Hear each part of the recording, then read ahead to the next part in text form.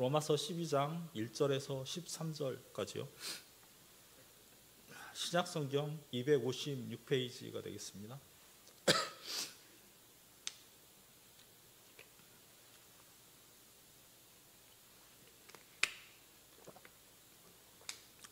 로마서 12장 1절에서 13절까지입니다.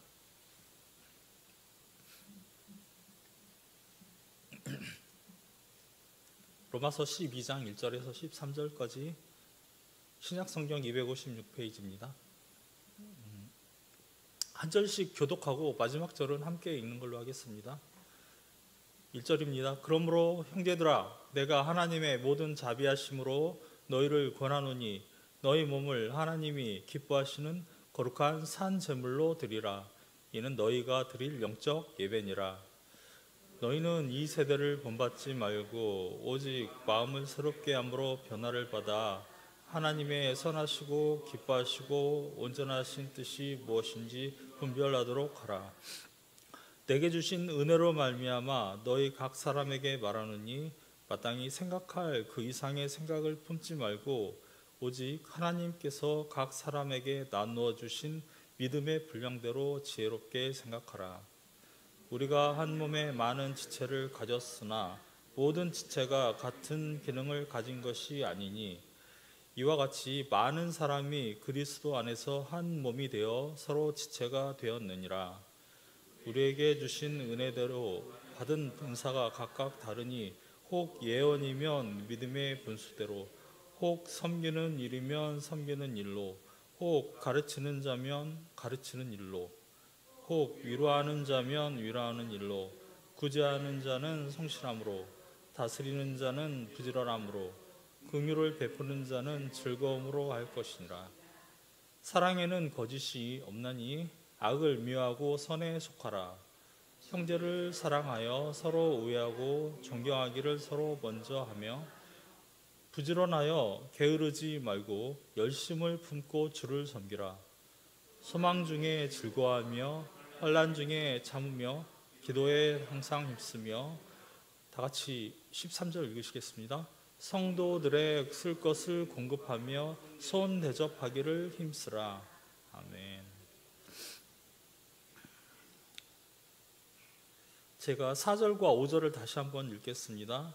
우리가 한 몸에 많은 지체를 가졌으나 모든 지체가 같은 기능을 가진 것이 아니니 이와 같이 우리 많은 사람이 그리스도 안에서 한 몸이 되어 서로 지체가 되었느니라. 아멘.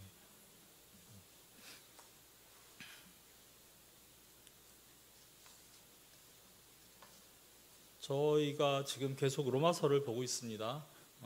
로마서는 말씀드린 대로 크게 1장부터 11장까지 그리고 12장부터 16장까지로 나눠서 생각할 수 있습니다. 1장부터 11장까지는 말 그대로 이제 복음에 대해서, 그리고 12장부터 16장까지는 그 순종에 대해서 얘기하고 있습니다.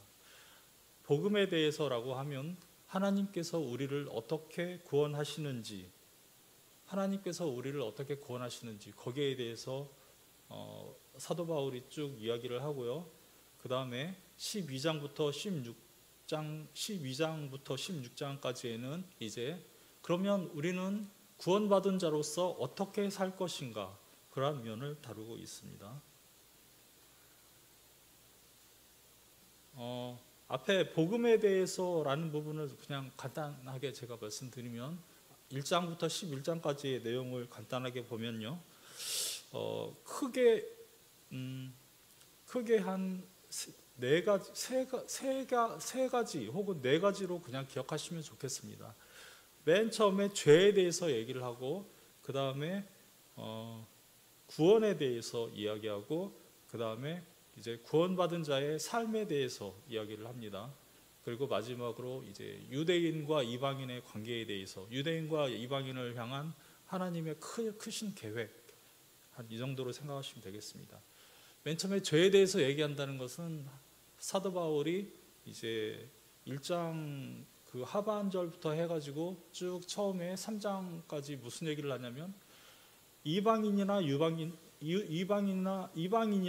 이스라엘 사람이나 모두 죄인이다라는 것을 이야기합니다. 모두 죄인이다. 이걸 먼저 얘기하고, 그래서 이 모두 죄인이기 때문에 스스로를 구원할 수 없는 자들이다. 스스로 자기의 죄를 극복할 수 없고 스스로 이 죄에 빠져서 결국은 다 사망할 수밖에 없는 사람이다. 이걸 먼저 얘기합니다. 그 다음에 복음에 대해서 이야기합니다. 3장 21절이죠. 하나님의 의가 나타났다. 하나님이 이제 직접 구원하신다, 이 말씀입니다. 이게 복음이죠. 예수님이 직접 오셨잖아요. 우리가 반드시 죽어야 되는 죄된 존재이기 때문에 우리를 대신, 우리의 죽음을 대신하러 예수 그리스도께서 오신 거죠. 그래서 이제 복음에 대해서 얘기합니다. 그래서 이제 3장부터 이제 쭉 5장까지는 그래서 복음에 대해서, 예수 그리스도에 대해서 한마디로 얘기하죠. 하나님께서 직접 구원하신다. 그래서 예수 그리스도를 받아들이는 자들은 구원을 받는다, 이 얘기를 하고요. 그 다음에 이제 나머지 6장부터 이제 6장부터 8장까지는 그러면 구원받은 사람은 어떻게 사느냐? 한마디로 성령 안에서 이제 새로운 삶을 산다, 이렇게 생각하시면 되겠습니다. 예전에는 죄에 대해서 죄의 종으로 그렇게 살 수밖에 없는 존재였습니다. 그런데 이제 구원받은 사람은, 예수님을 영접한 사람은 성령께서 그 사람 안에 오시기 때문에 그 사람 안에 죄도 있고 죄에 대한 욕망도 있고 성령님을 따르고자 하는 욕망도 이제 있기 때문에 죄에 대해서 이제는 승리한 자입니다. 그렇기 때문에 성령님을 따라가기만 하면 우리가 이 몸에 있는 이 죄의 본성은 사라지지 않지만 죄에 대해서 이제는 이길 수 있는, 죄를 안 지을 수도 있는 그런 존재가 된 것입니다. 예수님을 전혀 모르는 사람들, 이제 예수님을 영접하지 않은 사람들은 백전백패입니다. 무조건 죄를 지을 수밖에 없는 존재가 되었어요. 그래서 그 사람들은 아무리 자기 힘으로 노력을 해서 죄에 대해서 극복을 해보려고 해도 죄를 지을 수밖에 없는 존재가 되었습니다. 아담 이후에 인간이 그런 모습인데 이제 구원받은 사람들은 한 가지 달라졌습니다. 바로 죄에 대해서 이길 수도 있는 사람들, 죄를 안 지을 수도 있는 사람들. 물론 그 안에 죄에 대한 본성은 남아있죠. 그렇지만 성령의 도우심을 따라서 이제 죄에 대해서 승리할 수도 있는 존재가 되었거든요. 그래서 이제 성령님의 인도하심을 쭉 따라가는 삶, 그러면서 내 안에 있는 죄를 끊임없이 죽이고 내가 변화해가는 이 과정, 이게 바로 성도의 삶입니다. 그래서 성도는 예수님을 영접한 이후부터 삶이 점점 바뀌게 돼 있습니다. 어떻게 바뀔까요? 예수님을 향하여서 예수님과 같은 모습으로 바뀌게 돼 있습니다. 이게 바로 성화의 과정이에요. 성스럽게 거룩하게 하나님이 만들어 가십니다. 그 사람을. 이게 바로 예수님을 예수 그리스도의 장성한 분량에 이른다고 성경에 표현되어 있죠. 예수님을 따라서 그렇게 변화해가는 존재가 될 수밖에 없습니다. 그리고 나서 이제 유대인과 그 이스라엘과 이방인에 대한 그 하나님의 계획을 간단하게 이야기합니다. 9장에서부터 11장까지요. 근데 그러면 하나님께서 이스라엘 사람들은 다 무조건 버리셨느냐? 그렇지 않다. 그 유대인 가운데에서도 하나님이 선택하신 자들이 있다, 남은 자들이 있다라고 이야기합니다. 그러니까 이방인 가운데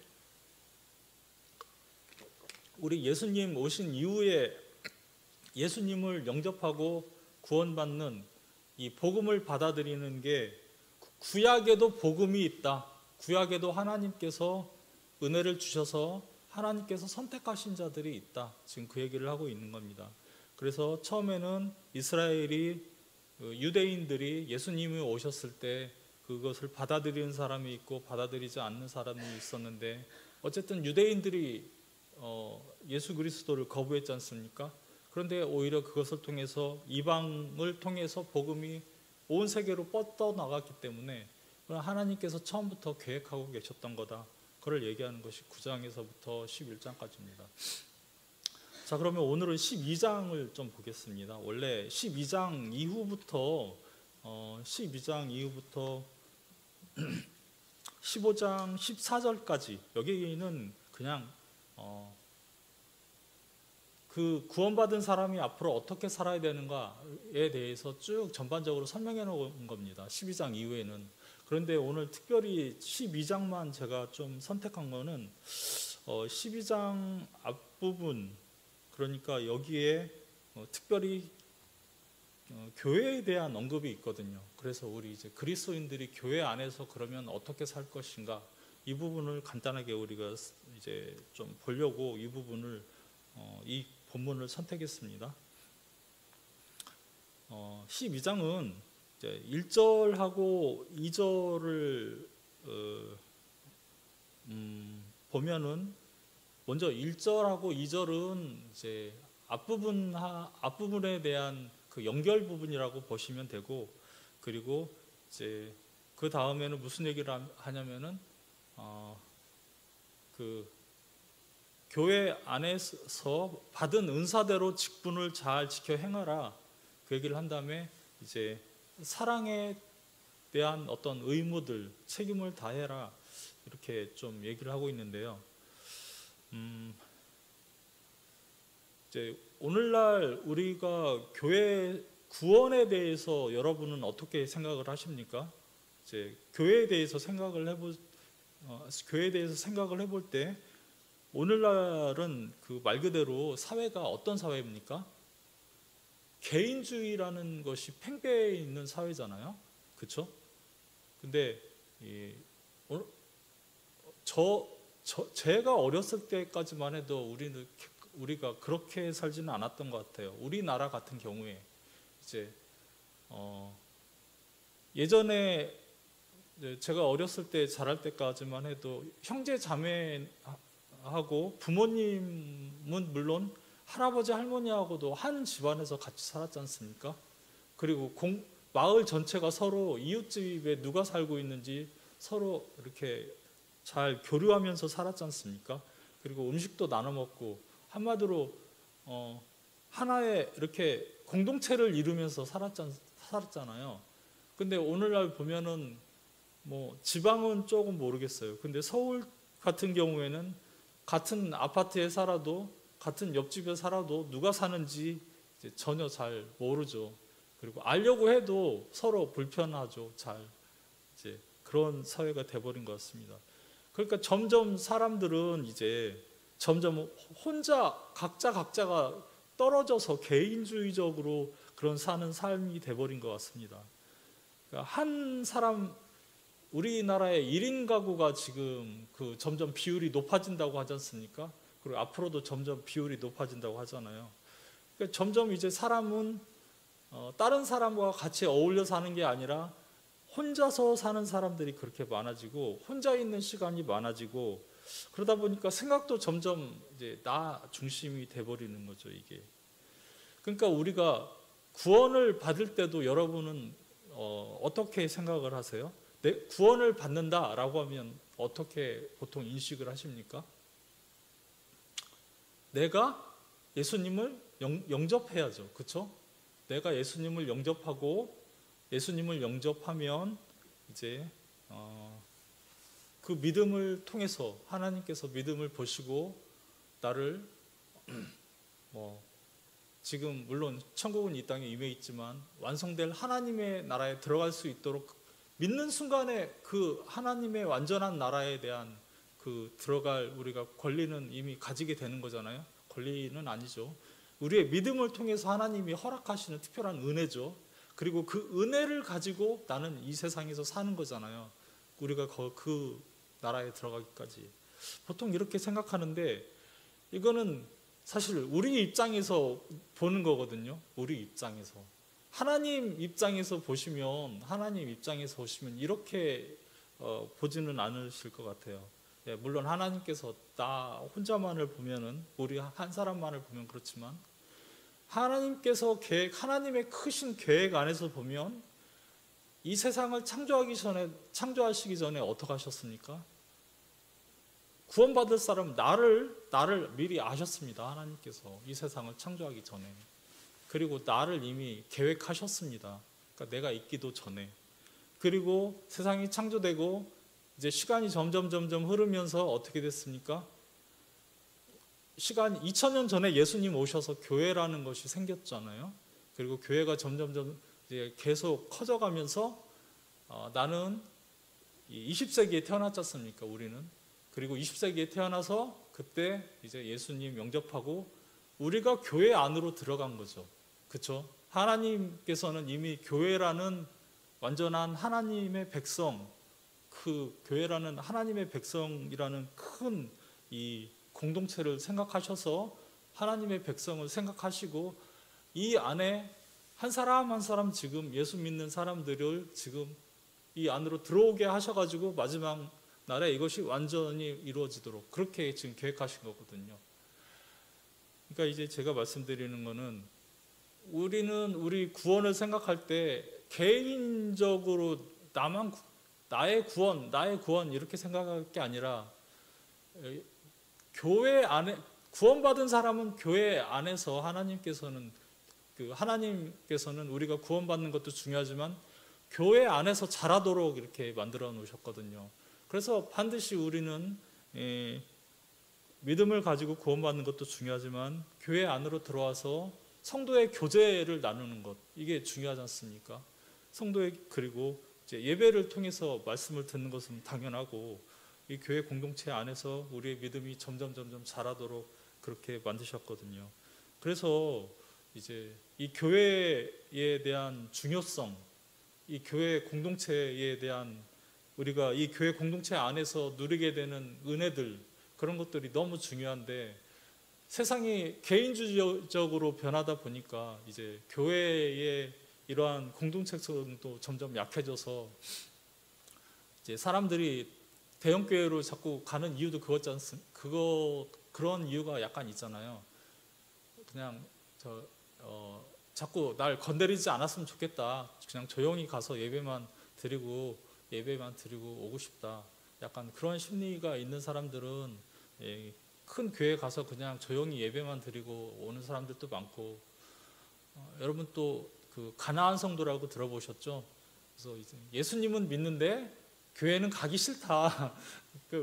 믿음이 있는 건 확실해요. 믿음이 있는 건 확실한데 믿음이 있으면 구원을 받겠죠. 그렇지만 교회 나가는 거는 이제 귀찮다. 내지는 교회에서 상처받은 것도 있고, 그래서 집에서 그냥 인터넷으로 그 예배만 물론 이제 급한 일이 있으면 어쩔 수 없죠. 그렇지만 아예 그렇게 하려고 작정하고 마음 먹고 그냥 교회 예배만, 그리고 인터넷 찾아보면 뭐 좋은 말씀 많이 있는데 그거 듣고 말지 뭐 하려고 힘들게 교회까지 나오냐. 이 젊은 그 청년층에서는 이런 생각도 많이 할 겁니다. 하지만 이제 우리가 구원받는 은혜도 정말 중요하지만 교회 안에 소속해 있음으로써 받는 이 은혜들, 그리고 교회를 통해서 하나님이 주시는 은혜도 너무 소중하고 우리에게 꼭 필수적인 거거든요. 그래서 사도신경에도 들어가 있잖아요. 성도의 교제와, 그러니까 교회 안에서 우리가 같이 성도가 교제하는 것, 이것도 우리의 고백 중에 하나라는 거죠. 예수님에 대한 고백도 있고 하나님에 대한 고백도 있고 교회에 대한 고백도 있고, 성령 하나님께서 이제 같이 이 교회에 함께 하셔서 다른 사람과 교제할 때 성령님이 함께 하시고, 그런 거에 대한 고백도 분명히 있다는 얘기죠. 그래서 오늘 본문에서도 사실 그 얘기를 좀 하고 있어요. 제가 반복해서 읽은 4절과 5절이 바로 그겁니다. 먼저 1절부터 한번 볼까요? 간단하게 1절부터 보겠습니다.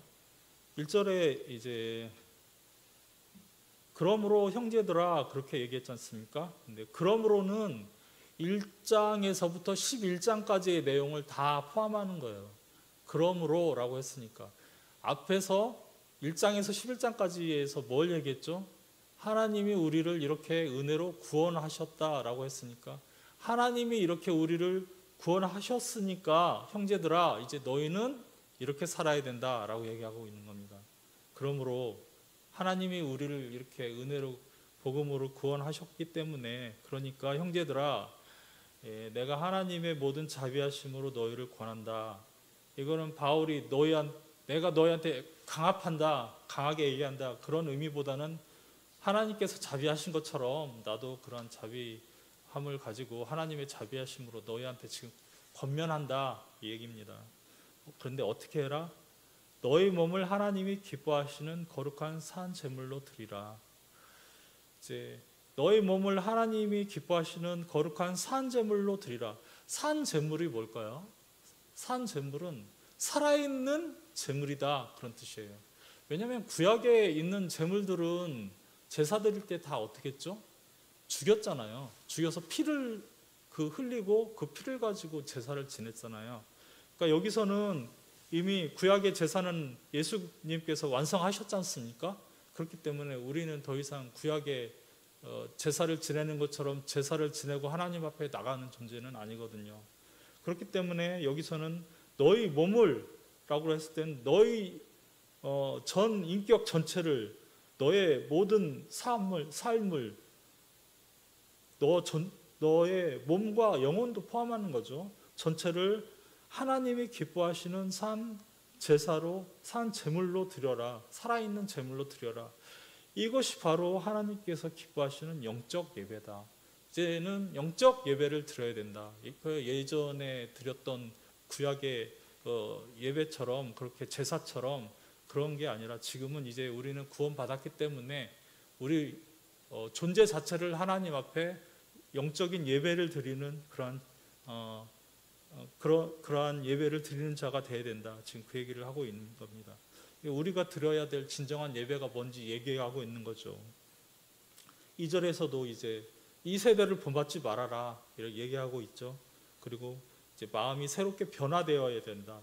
그것은 성령님께서 우리를 점점 그렇게 만들어 가십니다. 그렇지만 우리도 성령님을 따라가야 되죠. 그리고 하나님의 선하시고 기뻐하시고 온전하신 뜻, 하나님의 선하신 뜻이 있거든요.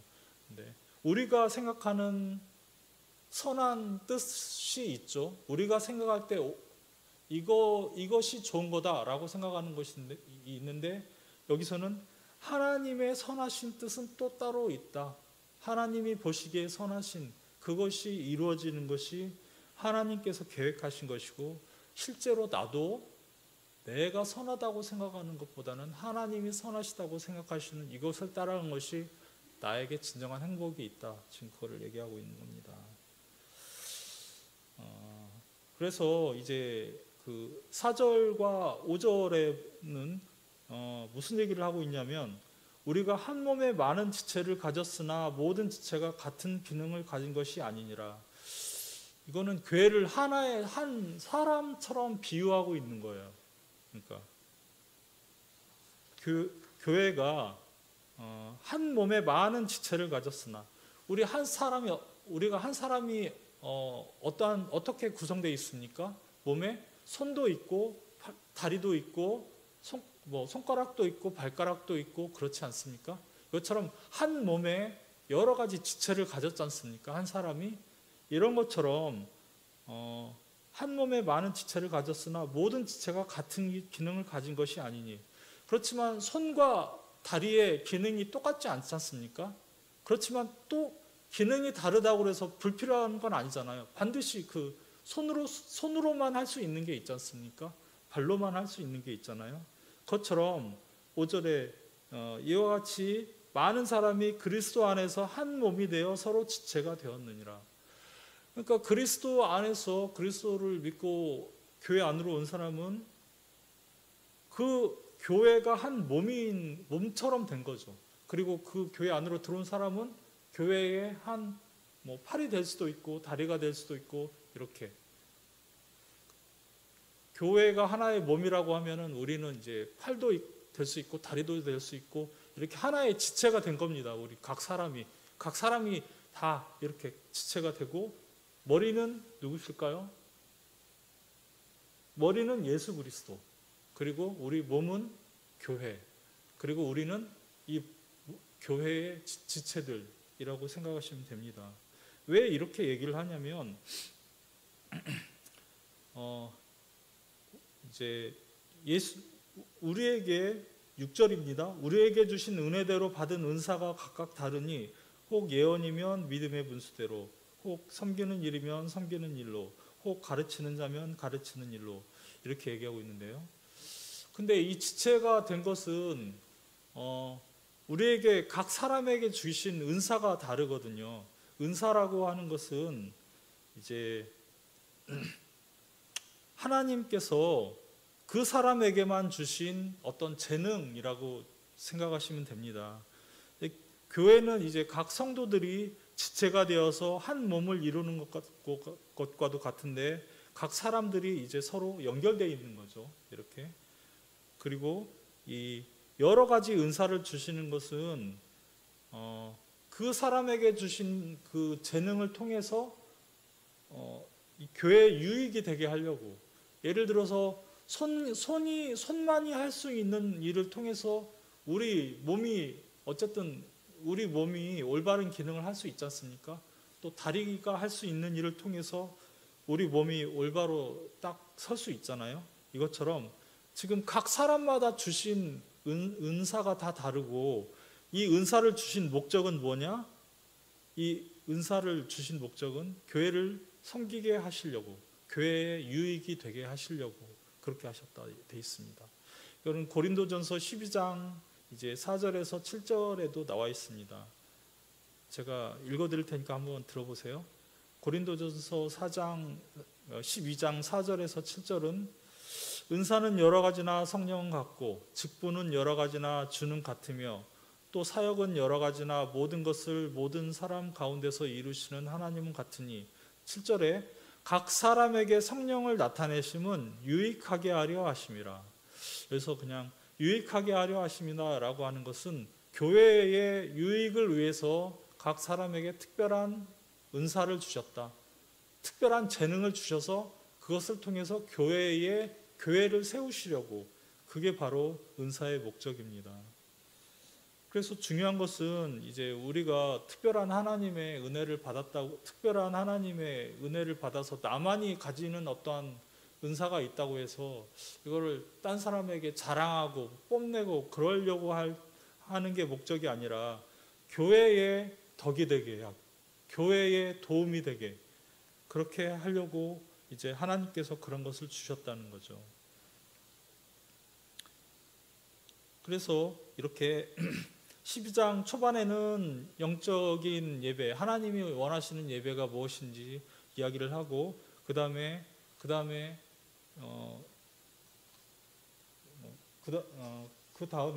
이야기하고 있는 것은 그 3절부터 8절까지 얘기하고 있는 것은 각 사람에게 은혜를 주셔서 그 사람만이 가지는 은사를 주셨으니까 그걸로 가지고 교회를 잘 섬겨라, 지금 그 얘기를 하고 있는 겁니다. 교회 가가지고 너만이 할 수 있는 일이 있는데 그걸 가지고 교회를 섬기는데 그걸 써야 된다, 그 얘기를 하고 있습니다. 그래서 여러 가지 은사를 얘기하고 있는데요. 이제 여기서는 예언과 또 가르치는 일과 위로하는 일, 섬기는 일, 다스리는 일, 또 구제와 긍휼, 이 정도 얘기하고 있습니다. 그러니까 구제하는 것도, 또 다른 사람을 다른 사람을 긍휼히 여기는 것도, 이런 것도 다 은사가 될 수 있다는 거죠. 그리고 9절 이후에는 이제 사랑의 행위를 나타내라, 이렇게 쭉 얘기를 하고 있습니다. 그래서 사랑을 어떻게 나타낼 것인가. 그래서 이제 손님을 잘 대접해라. 그 당시에는 이제 그것이 너무 중요했거든요. 왜냐하면 머무를 때가, 한 사람이 여행을 하다가 자는 곳이 마땅치 않으니까 다른 사람 그 집에 가서 자는 것이 아니면은 밖에서 꼼짝없이 자야 되는 상황이었기 때문에 손 대접하는 것이 중요했습니다.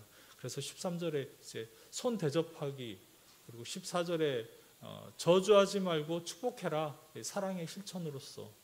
그리고 17절에는 아무에게도 악을 악으로 갚지 말고 이제 선으로 악을 이겨라, 이렇게 얘기하고 있죠.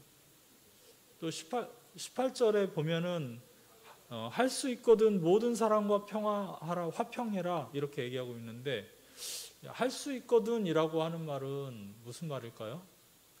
모든 사람하고 다 화평할 수는 없다, 그 얘기를 하고 있는 겁니다. 물론 모든 사람과 다 같이 화평할 수 있으면 너무 좋죠. 근데 사람 안에 있는 죄의 본질상 사람과 다른 사람과의 갈등은 어쩔 수 없이 조금씩 일어날 수밖에 없습니다. 계속 우리가 이것을 할 수만 있거든 우리가 용서할 수 있어야 되고, 그런 사람들까지 품을 수 있는 그러한 존재가 되어야 되는 것이죠. 19절도 그렇게 얘기하고 있죠. 원수 갚는 것은 내게 있다. 원수 갚는 것은 하나님께 있다. 결국 다른 사람에 대한 복수의 감정이 막 이렇게 치우쳐 올라올 때가 있지 않습니까? 그럴 때도 이것마저도, 내 감정마저도 하나님 앞에서 내려놓고 하나님께서 언젠가 이것을 갚아주실 것이다, 이렇게 믿는 것이 중요합니다. 이렇게 해서 우리의 복수의 감정을 내려놔야 우리 자신도 여기 이 화평을 찾을 수 있습니다. 우리의 감정도 나 자신을 위한 길이기도 해요. 그렇게 주님 앞에 내려놓는 것이. 그리고 20절과 21절에는 숯불을 그 사람 머리에 쌓아놓으라, 그렇게 되어 있습니다.